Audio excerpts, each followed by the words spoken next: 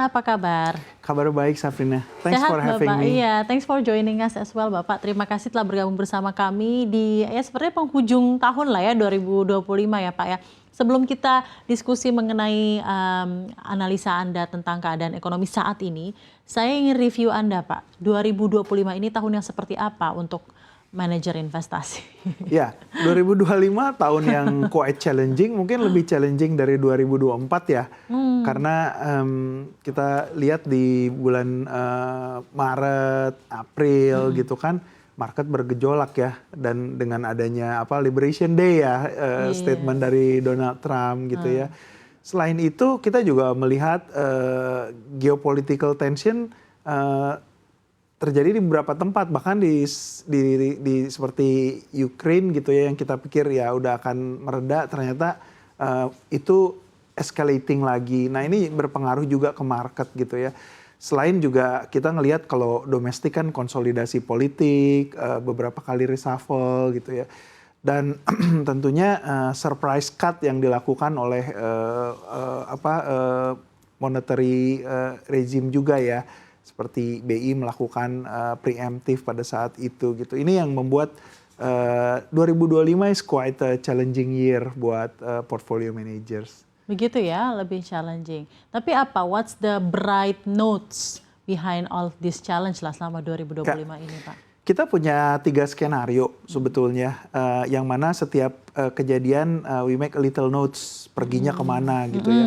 Kejadian pertama menurut kita itu akan mengarah kepada stagflasi atau global recession ketika memang perang tarif itu benar-benar terjadi gitu ya. Nah itu kita assign probability-nya sampai saat ini tinggal 20%.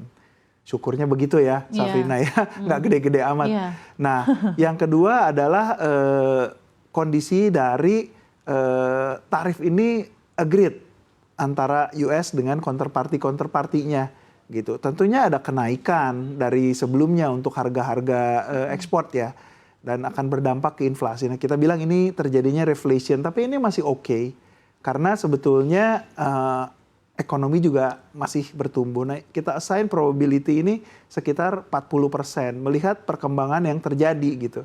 Salah duanya kan misalnya Indonesia misalnya negosiasinya bisa turun tarifnya gitu, walaupun sedikit gitu ya. Di beberapa negara pun demikian. Nah yang terakhir ini adalah kita ngelihat, kita bilang Goldilocks, ekonominya akan baik-baik saja gitu ya. Dan bahkan Trump itu akan mengabandon tarif war ini, karena misalnya tujuannya sudah tercapai. Trump seorang negotiator sih, dia tidak benar-benar saya pikir untuk melakukan tarif war gitu ya, karena dia juga sadar itu akan buruk buat Amerika gitu ya. Sebagai negotiator ya dia bluffing lah gitu. Tetapi dia juga sadar misalnya bond atau US Treasury holder terbesar itu adalah Jepang sama Cina gitu loh. Jadi sebenarnya besar juga probability bahwa akhirnya dia akan abandon tarif war ini, which is kita pikir 40% juga. Jadi bright note-nya kita pikir Trump tidak seriously ingin mengejar supaya terjadi tarif war gitu ya, reciprocal yang signifikan. Tapi ini bentuk negosiasi yang ia lakukan. Definitely, gitu ya, begitu Ade. Nah kalau di domestik bright note-nya kan sebetulnya exposure kita ke US kan kecil saja untuk ekspor gitu ya, dan tarifnya diturunkan. Satu sisi bahkan justru memberikan peluang untuk Indonesia mendapatkan peluang ekspor lebih menarik, karena beberapa tempat mungkin kena tarif tinggi dan itu adalah sesuatu yang signifikan buat mereka. Misalnya apakah kita bisa menggantikan posisinya Vietnam gitu ya, karena mereka kena tarif yang tinggi. Dan terakhir tentunya tadi saya sampaikan, notes yang menarik adalah dengan kita ada Menteri Keuangan yang baru, yang mana dia seorang ekonom gitu ya dan seorang econometrician juga. Jadi itu dia bisa keker-keker tuh ekonomi kita di mana sih gitu benar. ya. Banyak saat yang ini. bilang ya econometrician ini penting ya Pak. Ya, Dia lihatnya pakai data dan tren ya. dia bisa keker-keker di fase mana ekonomi kita ini berada. Jadi apakah semua saldo yang dimiliki pemerintah ini memang harus disimpan karena mau ada krisis atau apa? Nah, dia punya view bahwa, dan kita juga setuju dengan itu, kita pada posisi yang justru going forward akan membaik. Nah, untuk membaik ini kita perlu gelontorkan ke sistem liquidity sehingga ekonominya berjalan. Oke, baik. Jadi bright notes-nya itu sih domestik kita melihat ekonominya lebih baik. Walaupun challenging tapi masih banyak malah bright notes-nya ya. Ya, di global justru diminishing lah yang kita khawatirkan selama ini gitu. Baik.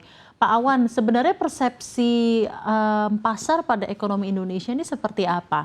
Di kuartal 3 ini kan kemarin terbentuk lagi ya growth-nya tuh di 5,04%, lalu di Q2 tuh 513 ya, tidak salah ya.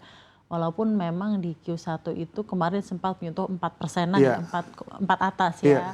Tapi 4,8. sebenarnya kalau yang Anda lihat dari Anda menangani klien begitu ya, apa tanggapan mereka terhadap ekonomi Indonesia secara keseluruhan saat ini? Adakah kewaspadaan atau justru banyak yang merasa malah ini momentum untuk gaining more return di keadaan seperti ini? Jadi kan karena udah di penghujung tahun kan kita bicara dengan klien itu 2026.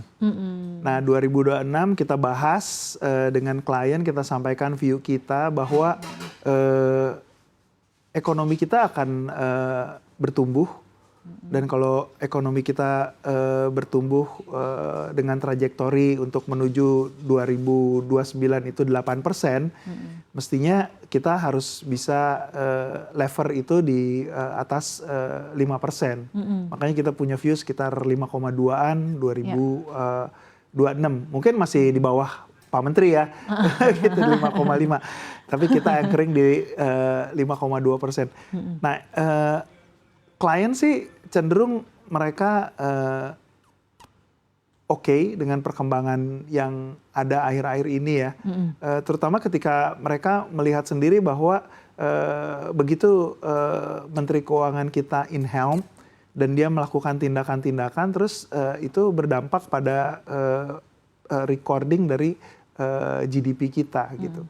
Jadi memang mereka melihat secara langsung bahwa sebetulnya improvement itu ada. Nah, apalagi misalnya dilanjutkan dengan tindakan-tindakan yang lebih membalanskan APBN, belanja-belanja yang memang belum dilaksanakan gitu, dialihkan ke pos yang memang akan segera direalisasikan. Jadi kan ini kayak semacam di area yang kita sebetulnya bertumbuh tapi mungkin relatively autopilot. Sekarang mau direkayasa supaya bertumbuh lebih tinggi dan lebih kuat.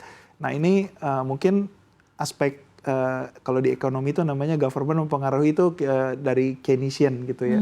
Nah ini lebih dioptimalkan dengan APBN yang memang akan segera menunjang pertumbuhan ekonomi ya. Ketimbang misalnya parkir di bank atau di surat utang pemerintah yang tidak berdampak langsung kepada pertumbuhan ekonomi. Ini ada data yang kami terima, mungkin Pak Awan, saat ini dana asing itu sudah mulai masuk ke pasar saham dan surat hutang.